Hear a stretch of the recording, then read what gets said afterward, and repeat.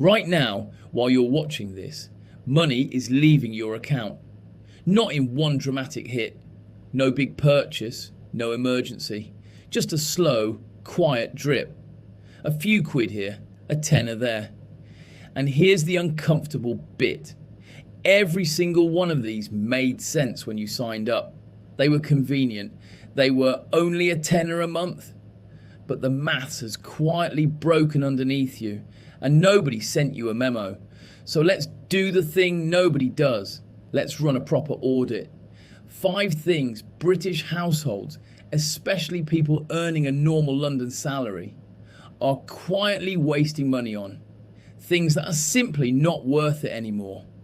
Before the list, you need to understand why this hurts more now than it did 2 years ago. Everything's gone up, you know that. Rent, council tax, your weekly shop. But your take home hasn't kept pace.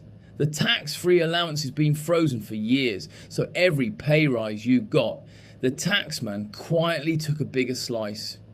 You feel poorer and you can't quite explain why. That's not in your head. That's the backdrop. So now, more than ever, the leaks matter.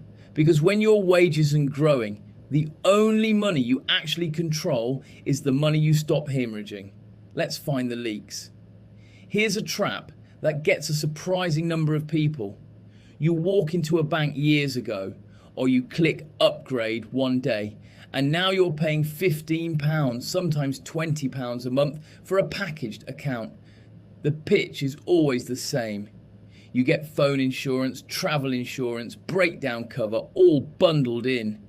But here's the thing, when's the last time you actually claimed any of it? Most people already have phone insurance through their home policy. The travel insurance only works if you remember it exists. And the breakdown cover is on a car half of you don't even have. You're paying £200 odd a year for benefits you never touch. The move is simple. Check your statement. If there's a monthly fee on your current account, ring the bank, downgrade to the free version. The account does the exact same job. Your money stays in your pocket. This one's not glamorous, but it's the one that quietly kills young Londoners. A coffee on the way in, a meal deal or a Pret lunch, maybe a snack in the afternoon. Individually, nothing. A fiver here, 6 quid there. But add it up and you're looking at 10, 12, sometimes £15 a day, 5 days a week. That's 60 to 75 quid a week. 250 to 300 a month. On food you ate at your desk while scrolling your phone. And look, I'm not the person who tells you to never enjoy a coffee. I'm the person who tells you to see it. Once or twice a week is a treat. Every single day is a leak, the size of a cheap weekend away, every single month. Meal prep 1 day a week. Buy the good coffee for home. You'll genuinely not miss the £6.50 panic sandwich. This one's sneaky because it feels responsible.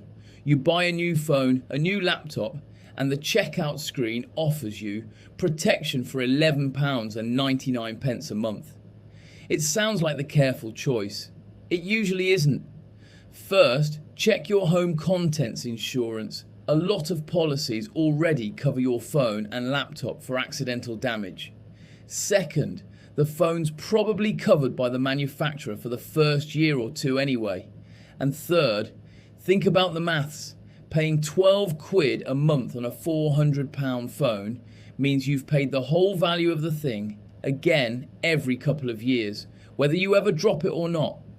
You're better off putting that 12 quid into a savings pot as your own insurance.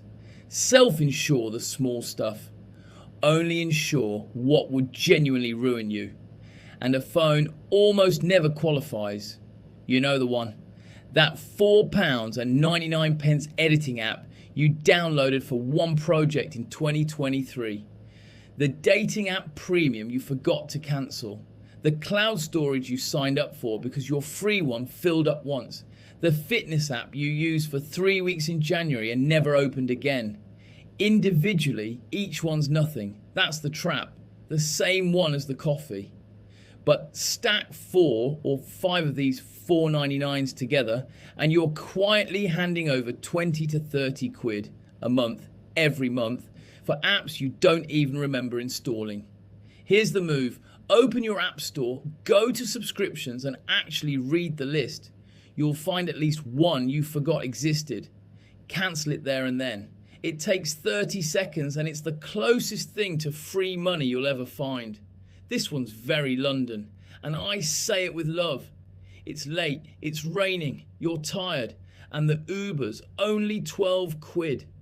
The tube would have been £3.20, but the tube means walking, changing, standing, so you tap the Uber instead.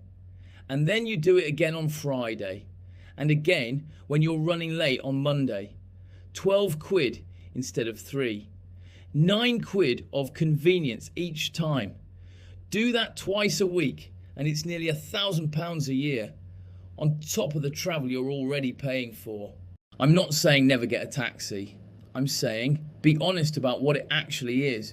You're paying to not be mildly uncomfortable for 20 minutes. Sometimes that's worth it. But when it becomes your default, it's a leak, not a treat. Set the rule. Taxis for genuinely late or genuinely heavy or genuinely exhausted. The other times, the tube's fine. It's £3.20. So those are the 5. But here's why this actually matters. And it's not about being tight. Every one of these on its own looks trivial. A fiver, a 12 quid fare, a forgotten 4.99. But together they drain the thing nobody talks about.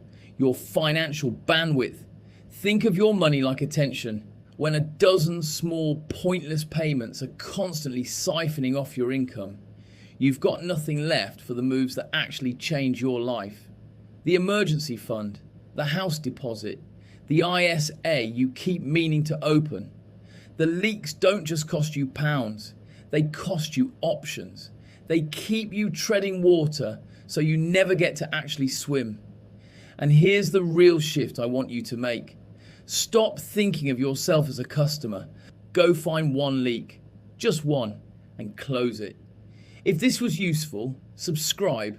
I break down the honest money numbers for normal UK life. No finance bro fluff.